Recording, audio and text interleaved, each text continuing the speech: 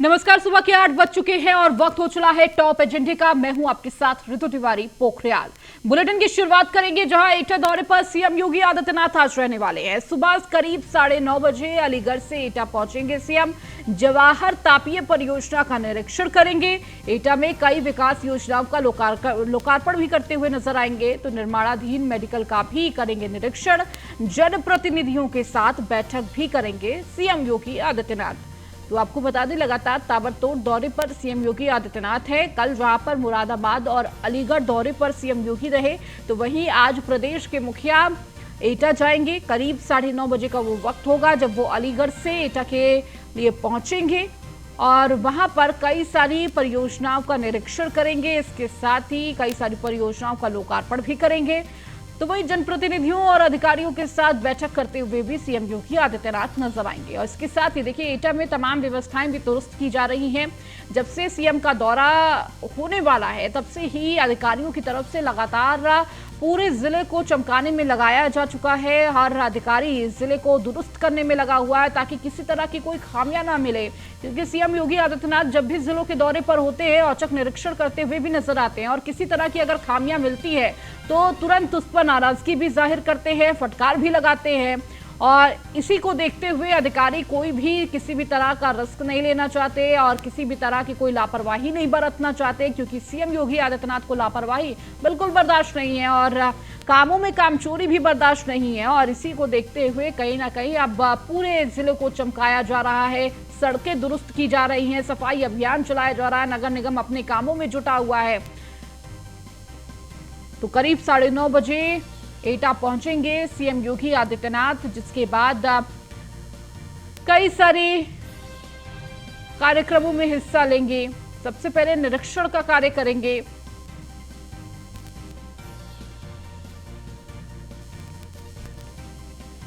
तो सुबह करीब 9:30 बजे अलीगढ़ से एटा पहुंचेंगे। अलीगढ़ में ही रात्रि विश्राम सीएम योगी आदित्यनाथ ने किया था। तो जवाहर तापीय परियोजना का निरीक्षण करेंगे और उसके बाद आपको बता दें कि एटा में कई विकास योजनाओं का लोकार्पण करते हुए भी नजर आएंगे। और इसके बाद जनप्रतिनिधियों के साथ बैठक भी करेंगे। निर्माणाधीन मेडिकल का निरीक्षण भी करेंगे। तो देखिए, ये निरीक्षण का जो कार्य है वो बेहद अहम रहने वाला है। किस तरह से काम चल रहा है, कहां तक काम पहुंचा है, अधिकारियों के द्वारा जो रिपोर्ट दी जा रही है, क्या वाकई वो रिपोर्ट सच है या नहीं है, कितनी प्रगति से ये कार्य किया जा रहा है, क्योंकि जल्द से जल्द जनता को इसका लाभ मिल सके, ये ज्यादा जरूरी है। और ज्यादा जानकारी के साथ अश्विनी द्विवेदी हमारे साथ जुड़ चुके हैं। हमारे संवाददाता अश्विनी, आज एटा दौरे पर सीएम योगी आदित्यनाथ रहने वाले हैं, क्या कुछ उनका आज कार्यक्रम एटा में रहेगा, मिनट टू मिनट? बिल्कुल, मुख्यमंत्री योगी आदित्यनाथ का आज एटा दौरा है। निश्चित तौर पर देखा जा रहा है कि मुख्यमंत्री लगातार जिलों का दौरा कर रहे हैं, चाहे वो पूर्वांचल के जिले हों या पश्चिम के जिले हों। अभी हाल में देखा गया लगभग लमसम 1 दर्जन जिलों का दौरा मुख्यमंत्री पूर्वांचल कर चुके हैं और पश्चिम की ओर बारी है। कल मुरादाबाद और अलीगढ़ दौरे पर रहे थे, आज एटा दौरे पर है। निश्चित तौर पर इस दौरान जब मुख्यमंत्री पहुंचेंगे तो कहीं ना कहीं जो उत्तर प्रदेश के सरकार की ओर से जो विकास योजनाएं चल रही है उसको लेकर के बाकायदा पूरा जायजा लेंगे मुख्यमंत्री। स्थलीय निरीक्षण करेंगे। जवाहर तापी परियोजना है वहां पर जाएंगे, वहां का स्थलीय निरीक्षण करेंगे। इसके अलावा एटा मेडिकल कॉलेज जो निर्माण हो रहा है उसका निरीक्षण करेंगे।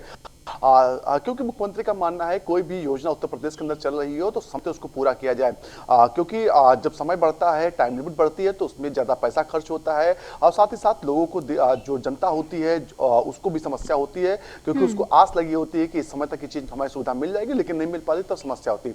निश्चित तौर पर मुख्यमंत्री योगी आदित्यनाथ कहीं ना कहीं मेडिकल कॉलेज जब जाएंगे तो पूरा वहां का जायजा लेंगे और पूछेंगे कि आखिर अधिकारियों से कि आखिर कितने दिन में मेडिकल कॉलेज पूरा हो जाएगा। मुख्यमंत्री लगातार अपने अधिकारियों को निर्देश देते हैं कि जो टाइम दी जाती है उससे पहले ही जो काम होता है उसको पूरा किया जाना चाहिए। बिल्कुल, आज मुख्यमंत्री स्थलीय निरीक्षण भी करेंगे वहां पर। इसके अलावा जो जनप्रतिनिधि हैं एटा के, उनसे मुलाकात करेंगे। जो पार्टी के पदाधिकारी हैं उनसे मुलाकात करेंगे, क्योंकि 2024 का चुनाव को लेकर के अभी से रणनीति भारतीय जनता पार्टी ने बनाना तैयार शुरू कर दी और जहां भी मुख्यमंत्री जा रहे हैं वहां पर जो तमाम जो नेता होते हैं उनसे मुलाकात करते हैं, कहीं ना कहीं फीडबैक तरीके से लेना चाहते हैं। इसके अलावा कहीं ना कहीं जो कानून व्यवस्था तरीके जो सबसे बड़ा मुद्दा उत्तर प्रदेश सरकार का है, जिसके बल पर दोबारा से सत्ता में वापसी हो पाई, उसको लेकर के भी समीक्षा कर सकते हैं कि आखिर एटा जिले में कानून व्यवस्था कैसी है। साथ ही साथ देखा जाता है कि मुख्यमंत्री लगातार कहते रहते हैं कि जिले से के जो अधिकारी हैं वो बेहतर ढंग से काम करें, जो फरियादी आते हैं उनकी प्रतिदिन फरियाद सुने, जिससे वो लखनऊ या गोरखपुर तक ना पहुंचने पाए। पूरा इसकी मॉनिटरिंग भी की जा रही है और मुख्यमंत्री जब जाते हैं तो जरूर सवाल अधिकारियों से करते हैं कि आखिर आपके जिले में इतने लोगों को लखनऊ तक क्यों पहुंचना पड़ा, जनता दरबार में क्यों जाना पड़ा। क्योंकि मुख्यमंत्री लगातार कहते रहते हैं कि सुबह के समय में कम से कम 2 घंटे अधिकारी अपने दफ्तर में बैठेंगे और सिर्फ उस समय काम उनका होता है कि फरियादियों के फरियाद सुने और उनके तत्काल प्रभाव से उनका निस्तारण कराएं। निश्चित तौर पर जनता को लेकर के मुख्यमंत्री लगातार एक्टिव रहते हैं, चाहे लखनऊ में हो जनता दरबार लगाते हैं, इसके अलावा चाहे गोरखपुर जब खुद जाते हैं तो वहां पर भी जनता दरबार लगाते हैं और लोगों की फरियाद खुद सुनते हैं। क्योंकि अक्सर देखा जाता है कि अधिकारी कहीं ना कहीं अपनी लापरवाही करते हैं और जिसके चलते तमाम जो जनता है परेशान लोग हैं उनको और परेशान होना पड़ता है। क्योंकि उत्तर प्रदेश सरकार ने जब 2017 का चुनाव लड़ा था भाजपा ने, तभी वादा किया था किसी भी परेशान व्यक्ति को अपने जिले के अंदर समस्या का हल मिलेगा, लेकिन अधिकारियों की नागुजारी के चलते कहीं ना कहीं समस्याएं आती है। तो ऐसे में मुख्यमंत्री के सख्त निर्देश रहते हैं कि कानून व्यवस्था से कोई भी खिलवाड़ नहीं होना चाहिए, चाहे वो किसी प्रदेश से किसी भी जिले में हो। अगर कानून व्यवस्था की बात आती है तो मुख्यमंत्री कहीं कभी भी कंप्रोमाइज करने को तैयार नहीं होते। आज फिर एटा का दौरा है, एटा में जाकर बाकायदा सभी चीजों का निरीक्षण करेंगे, तमाम छोटी बड़ी परियोजनाएं हैं जिनका लोकार्पण शिलान्यास भी मुख्यमंत्री करेंगे आज। बिल्कुल अश्विनी, और देखिए इसके साथ ही साथ कहीं ना कहीं जिस तरह एटा में विकास कार्य हो रहा है उसकी रफ्तार को भी जानने की कोशिश करेंगे, परखने की कोशिश करेंगे, क्योंकि तमाम परियोजनाएं हैं जिसका आज लोकार्पण भी करने वाले हैं। इसके साथ ही कई परियोजनाओं का लोकार्पण हो चुका है, किस तरह से काम चल रहा है, चाहे वो मेडिकल कॉलेज का काम हो या फिर तमाम परियोजनाओं का कार्य हो, कहीं ना कहीं उसको जानने की कोशिश करेंगे कि जो अधिकारियों के द्वारा रिपोर्ट दी जा रही है क्या उतनी ही गति से, उतनी ही विकास योजना प्रगति कर रही है या नहीं। क्योंकि अक्सर ऐसा होता है कि रिपोर्ट कुछ और दी जाती है, तस्वीरें कुछ और बयां करती है। बिल्कुल उत्तर प्रदेश के मुख्यमंत्री जो हैं अधिकारियों की शैली से बाकायदा वाकिफ हैं, इसी के चलते कहीं ना कहीं वो खुद निरीक्षण के निकलते हैं। अभी देखा गया पिछले 3 दिनों में लगातार मुख्यमंत्री जो हैं पूर्वांचल जिलों के दौरे पर थे, जो बाढ़ ग्रस्त लमसम उन्होंने 10 से ज्यादा जिलों का दौरा किया और वहां पर जाकर के बाढ़ के हालात खुद देखे। क्योंकि मुख्यमंत्री को पता है कि अधिकारी जो हैं रिपोर्ट बाकायदा बनाते हैं, सब अच्छा दिखा करके रिपोर्ट शासन को भेज देते हैं, जिसके बाद कहीं ना कहीं जो आम जनता होती है उसको समस्या होती है। इसलिए मुख्यमंत्री खुद जाते हैं और यहाँ तक कि जो वहां पर लोग होते, जो पीड़ित लोग होते हैं, उनसे बातचीत भी करते हैं कि अधिकारी अगर कहीं पर ढीला रवैया अधिकारी का है और वो काम बेहतर ढंग से नहीं कर पा रहा तो निश्चित तौर पर उस पर आगे कार्रवाई भी करनी होती है। परसों देखा गया पूर्वांचल जिलों के दौरे पर थे, वहां पर गए थे, बाकायदा मुख्यमंत्री ने कहा था जनता से कि सरकार जो है उनके साथ कदम से कदम मिला रही है और हर कदम पर उनके साथ खड़े, हर परेशानी में खड़े।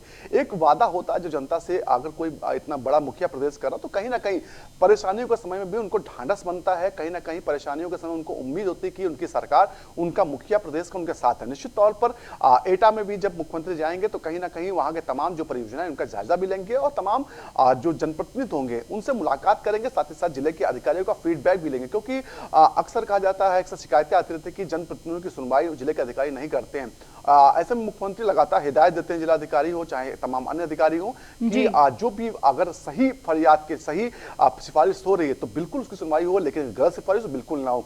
मुख्यमंत्री ने साफ इसका निर्देश, लेकिन कहीं ना कहीं अधिकारी मनबड़ के चलते सही कामों को भी करने से पीछे रहते हैं और मनमानी करते हैं। तो ऐसे में मुख्यमंत्री जब जिले में जाते हैं तो वहां के संगठन से, वहां के जो वरिष्ठ कार्यकर्ता होते हैं उनसे फीडबैक भी लेते हैं कि आखिर उनकी सरकार के, उनके जो पार्टी के लोग हैं, उनके सरकार के जनप्रतिनिधि हैं, आखिर उनकी सुनवाई हो भी रही या नहीं हो रही। क्योंकि मुख्यमंत्री को बखूबी पता है कि जनता के प्रति जो जवाबदेह होते हैं वो जनप्रतिनिधि होते हैं, वहां के पदाधिकारी होते हैं, कोई सरकारी मुलाजिम नहीं होता। तो ऐसे में मुख्यमंत्री कहीं ना कहीं आज जब जाएंगे तो जनप्रतिनिधियों से मुलाकात करेंगे, उनसे बातचीत करेंगे और कहीं 2024 का जो लोकसभा चुनाव होना है उसको लेकर रणनीति तैयार करेंगे। साथ ही साथ निकाय चुनाव होना है, निकाय चुनाव को लेकर के भी हालचाल लेंगे कि आखिर उसकी तैयारी कितनी है।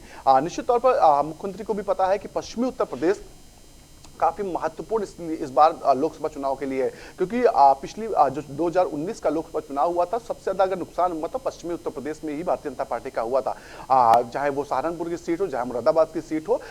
तो ऐसे में इस बार मुख्यमंत्री हो या फिर भाजपा हो, चाह रही है कि पश्चिमी उत्तर प्रदेश पर सबसे ज्यादा फोकस किया जाए, और इसके चलते ही कहीं ना कहीं जब मुख्यमंत्री ने 6 मंडलों की जिम्मेदारी ली थी अपने ऊपर, तो उसमें 4 मंडल जो पश्चिमी उत्तर प्रदेश के थे।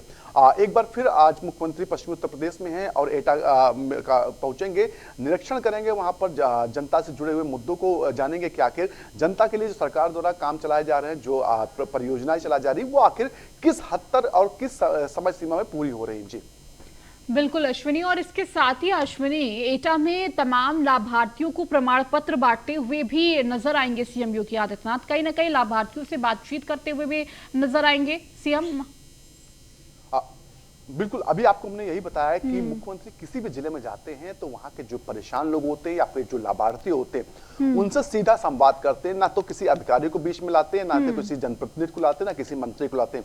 क्योंकि अक्सर होता है कि जब कोई बीच में अधिकारी पड़ा होता तो जो परेशान पीड़ित लोग होते हैं या जो लाभार्थी होते हैं वो अपनी बात नहीं रख पाते। तो ऐसे मुख्यमंत्री ने इस चीज को बखूबी समझते हैं और इसी की काट निकाली कि सीधे बात करो, 1 to 1 बात करते हैं, पूछते हैं कि कोई समस्या तो नहीं, कोई दिक्कत तो नहीं। अगर तमाम बार देखा गया लोगों ने अपनी परेशानी बताई, तत्काल प्रभाव से उसका वहीं पर निस्तारण करने का निर्देश मुख्यमंत्री ने दिया। तो समझ लीजिए जब खुद जनता से कनेक्ट होंगे तो कहीं ना कहीं फायदा मिलेगा जनता को, और उसी का फायदा भारतीय जनता पार्टी को मिला। 2017 से 2022 के बीच जो सरकार रही उस दौरान भी देखा गया उनकी कार्यशैली ऐसी ही रही मुख्यमंत्री की, चाहे वो जनता दरबार लखनऊ का या गोरखपुर का हो, जिससे कनेक्ट लोग होते गए। और 37 साल का पूरा इतिहास था कि दोबारा में सत्ता वापसी करना उत्तर प्रदेश में एक बहुत मुश्किल माना जाता था, लेकिन उसको, उस भ्रम को, उस मिथक को भारतीय जनता पार्टी ने तोड़ा। कहीं ना कहीं मुख्यमंत्री का योगी आदित्यनाथ का चेहरा था, उसने कहीं ना कहीं उस भ्रम को तोड़ा। जी ठीक है अश्विनी, आप लगातार हमारे साथ जुड़े रहिए और भी खबरों पर आपसे अपडेट लेंगे। बढ़ेंगे आगे। अधिकारियों के साथ सीएम योगी आदित्यनाथ की आज बैठक रहने वाली है। त्योहारों को लेकर सीएम योगी की ये बड़ी बैठक आज है। दीपावली और छठ पर्व को लेकर योगी की ये बैठक है। आज शाम 7 बजे मुख्यमंत्री आवास पर यह बैठक होगी। वीडियो कॉन्फ्रेंसिंग के जरिए जिलों के अफसरों को निर्देश देते हुए सीएम योगी आदित्यनाथ नजर आएंगे। तो देखिए, अब देखिए, पर्व लगातार एक के बाद एक सामने हैं और इसी को देखते हुए किस तरह से कानून व्यवस्था हो या फिर किसी भी तरह की व्यवस्था प्रदेश में दुरुस्त रहे, और इसी को देखते हुए ये बैठक रखी गई है। चूंकि अभी देखिए दीपावली है और इसके बाद छठ पर्व है, कहीं ना कहीं व्यवस्थाओं की दुरुस्ती बहुत जरूरी है। तो तमाम जिलों के अधिकारियों से वीडियो कॉन्फ्रेंसिंग के जरिए शाम 7 बजे मुख्यमंत्री आवास पर यह बैठक होने वाली है।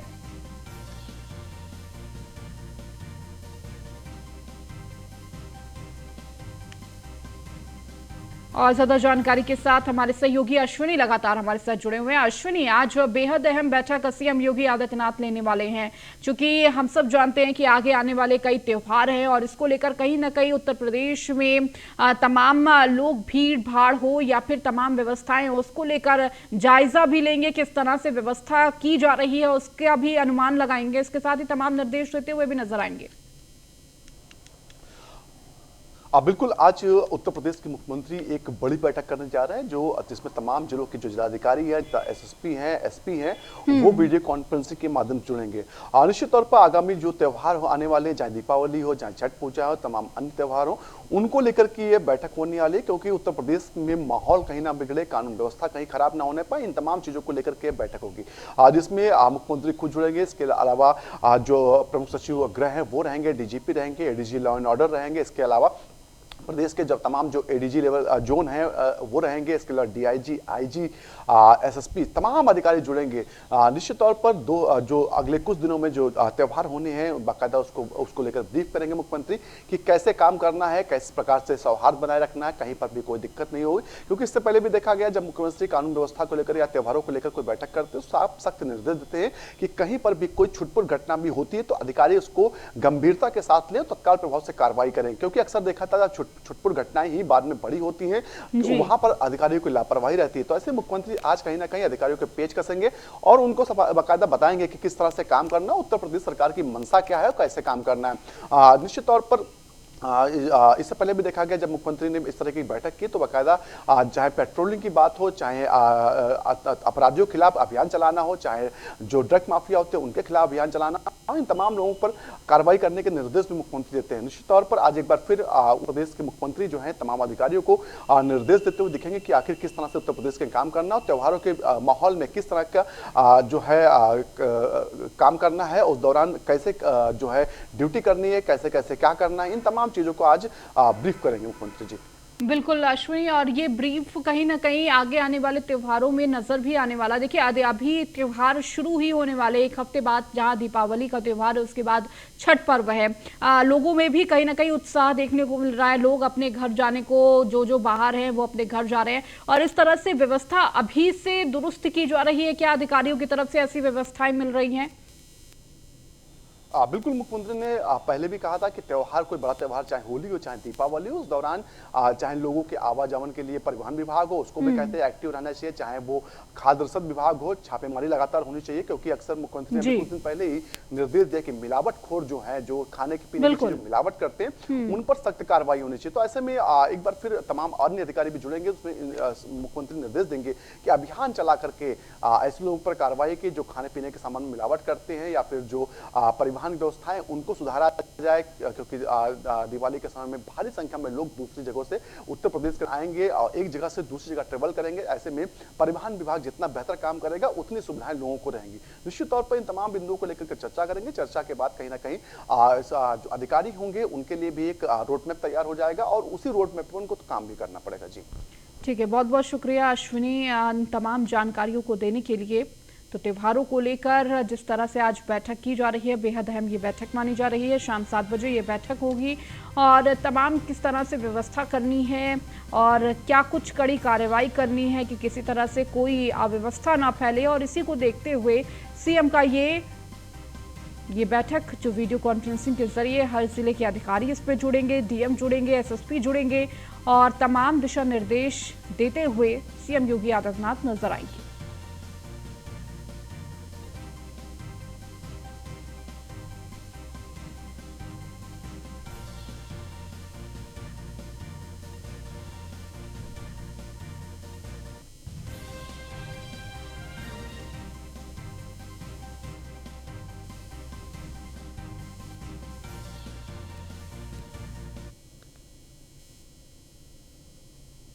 हरिद्वार होगा मुलायम सिंह यादव का अस्थि का विसर्जन। कल हरिद्वार में होगा अस्थि का विसर्जन। नेताजी की अस्थियों को लेकर हरिद्वार जाएंगे अखिलेश यादव। तो नेताजी की अस्थि विसर्जन हरिद्वार में किया जाएगा। आपको बता दें कि कल हरिद्वार में होगा अस्थि विसर्जन का। तो नेताजी की अस्थियों को लेकर हरिद्वार जाएंगे अखिलेश यादव, जहां पर अस्थि विसर्जन करेंगे।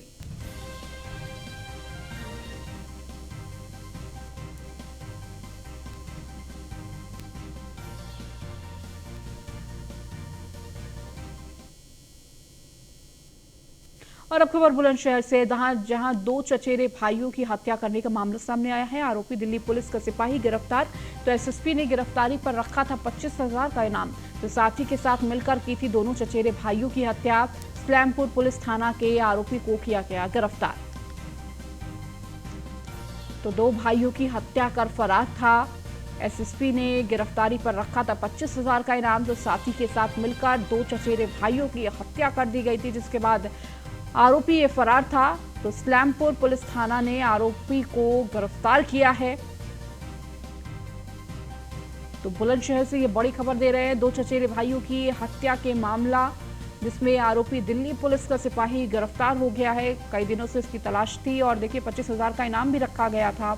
2 चचेरे भाइयों की हत्या कर अपने साथी के साथ मिलकर हत्या की थी और उसके बाद जहां एक साथी गिरफ्तार हो चुका था, तो वहीं दिल्ली पुलिस का ये सिपाही फरार था और इसको लेकर लगातार तलाश की जा रही थी। 25,000 का इनाम भी रखा गया था, जिसके बाद अब गिरफ्तारी हो चुकी है।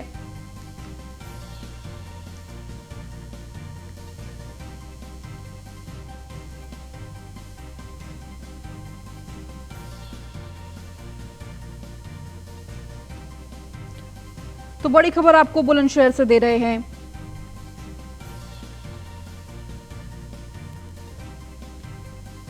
तो दो सगे चचेरे भाइयों की हत्या कर दिल्ली पुलिस का सिपाही फरार था, जिसकी अब गिरफ्तारी हो चुकी है। तो आरोपी दिल्ली पुलिस का सिपाही गिरफ्तार हुआ है। 25,000 का इनाम भी रखा गया था। आपको बता दें कि दो चचेरे भाइयों की हत्या की थी इस सिपाही ने अपने एक साथी से मिलकर, जहां साथी को तो पकड़ लिया गया, लेकिन ये सिपाही लगातार फरार चल रहा था।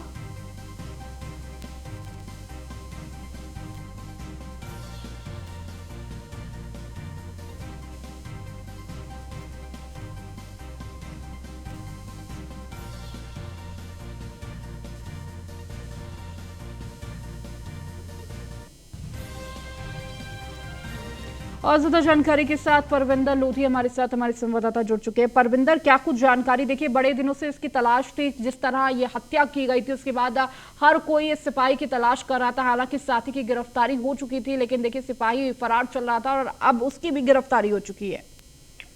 जी बिल्कुल, देखिए दिल दहला देने वाली घटना ये देखने को मिली थी, जहां दो चचेरे भाइयों की जो निर्मम तरीके से गला रेत कर हत्या कर दी गई थी। तभी से जो पुलिस, ये आरोपी है दिल्ली पुलिस का जो सिपाही है, ये फरार था। इस पर जो बुलंदशहर के एसएसपी हैं श्रीलोक कुमार सिंह, उन्होंने जो 25,000 रुपए का इनाम भी घोषित किया था, जिसके बाद लगातार जो बुलंदशहर पुलिस है ताबड़तोड़ दाव इसे दे रही थी, लेकिन वो हर बार बचकर फरार हो रहा था। लेकिन अब हाल ही में जो पुलिस ने इसको गिरफ्तार किया गया है, जो दिल्ली पुलिस का जवान बताया जा रहा है, और इसको अब जल्द ही सलाखों में भेज दिया जाएगा। जी ठीक है परविंदर, इसके साथ ही साथ क्या और जानकारी अधिकारियों की तरफ से दी गई है कि इस हत्या को लेकर? जी बिल्कुल, देखिए इस मामले को लेकर जो अन्य 3 आरोपी थे उनको पहले ही पुलिस ने हिरासत में लेकर जेल भेज दिया गया था। उसके बाद से जो ये चौथा आरोपी फरार बताया जा रहा था, इसके बाद में जब पुलिस के अब ये हाथ लगाया तो इसको गिरफ्तार कर जेल भेजने की जो पुलिस तैयारी कर रही है, आज इसको जेल भेज दिया जाएगा। ठीक है, बहुत बहुत शुक्रिया परविंदर तमाम जानकारी देने के लिए।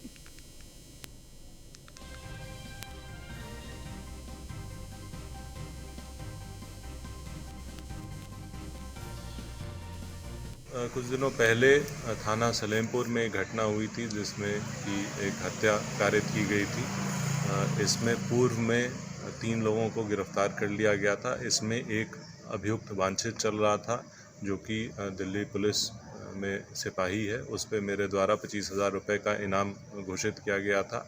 आज थाना सलेमपुर की पुलिस द्वारा उसे गिरफ्तार कर लिया गया है। पूछताछ करते हुए अग्रिम विधिक कार्रवाई की जा रही है। कुछ दिनों बुलंदशहर के खुर्जा तहसील के गोइंका कॉलोनी निवासी और नामी हार्डवेयर टाइल्स व्यापारी को कार सवार बदमाशों ने नोवेल्टी रोड से शनिवार सुबह तड़के अपहरण कर लिया था। बताया जा रहा है कि 70 वर्षीय व्यापारी अपनी गाड़ी पर सवार होकर सुबह पार्क जाने के लिए घर से निकले थे, जिसके बाद पीड़ित व्यापारी की गाड़ी नोवेल्टी रोड पर पड़ी मिली। फिलहाल पुलिस ने कार्रवाई करते हुए व्यापारी को बरामद कर लिया है।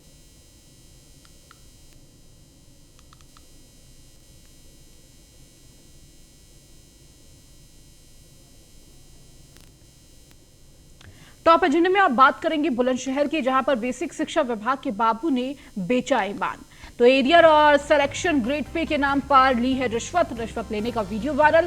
पहले भी काम के लिए रिश्वत लेने की बात स्वीकार कर रहा आरोपी, तो शिकायत के बाद भी भ्रष्ट बाबू पर नहीं हुई है कोई कार्रवाई। देखिए, ये रिश्वत लेने का वीडियो भी आपको दिखा रहे हैं किस तरह से ये रिश्वत लिया गया। तो पहले भी कई बार रिश्वत लेने की बात स्वीकार की है, लेकिन इन सब के बावजूद अभी तक इस बाबू पर ना कोई कार्रवाई हुई है, ना किसी तरह का एक्शन लिया गया है। तो बुलंदशहर का ये पूरा मामला है। बेसिक शिक्षा विभाग के बाबू ने किस तरह अपना ईमान बेचा। एरियर और सिलेक्शन ग्रेड पे के नाम पर रिश्वत लेते हुए ये बाबू नजर आ रहा है, और इससे पहले भी कई बार रिश्वत ले चुका है। और देखिए, अब इस पूरा वीडियो कैमरे में कैद किया गया और अब वीडियो लगातार वायरल हो रहा है, लेकिन इन सब के बावजूद अभी तक कोई कार्रवाई नहीं की गई है।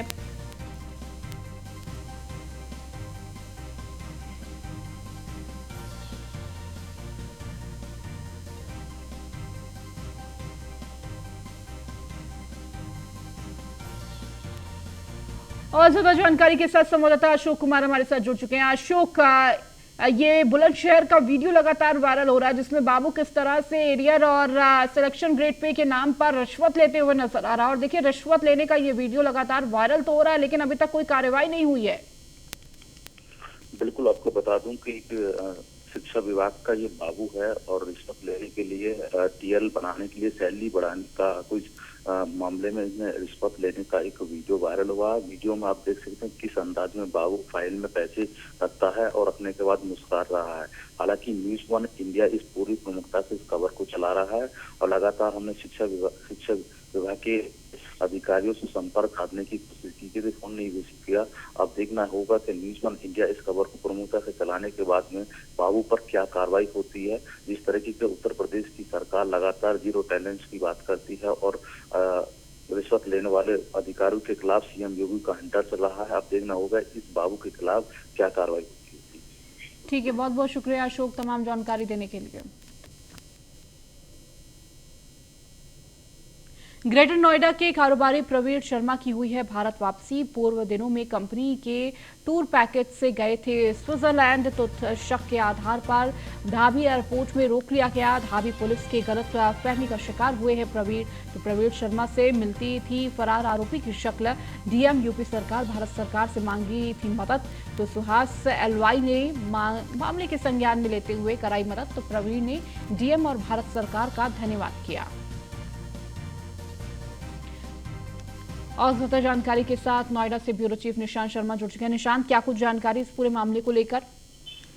देखिए, पूर्व में कारोबारी प्रवीण शर्मा जो ग्रेटर नोएडा से खुद कंपनी टूर पर एक विदेश गया था स्विट्जरलैंड अपनी पत्नी के साथ में, जहां आबू धाबी पुलिस द्वारा गलतफहमी के होने के कारण कहा गया था कि आपकी शकल एक अपराधी से मिलती है, जिसको लेकर उनको रोक लिया गया था।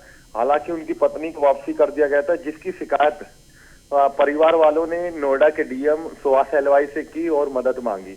उन्होंने एक लेटर लिखकर मंत्रालय को भेजा और उसके बाद बड़ी मशक्कत के बाद में अब उनको आबू धाबी पुलिस ने छोड़ा और वो वापसी हुए। उनका जोरदार ग्रेटर नोएडा उनके परिजनों के साथ लोगों ने स्वागत किया और स्वागत करने के बाद अब लोगों को कहीं ना कहीं जो गौतम बुद्ध नगर के डीएम हैं उनको भी परिजन जो है धन्यवाद कर रहे हैं और बड़ा खुशी का माहौल है। जी निशांत, बहुत बहुत शुक्रिया इस जानकारी को देने के लिए। तो देखिए, सुहास एलवाई ने मामले के संज्ञान में लेते हुए ये मदद की है। तो इस बुलेटिन में फिलहाल इतना ही। बने रहिए न्यूज़ वन इंडिया के साथ।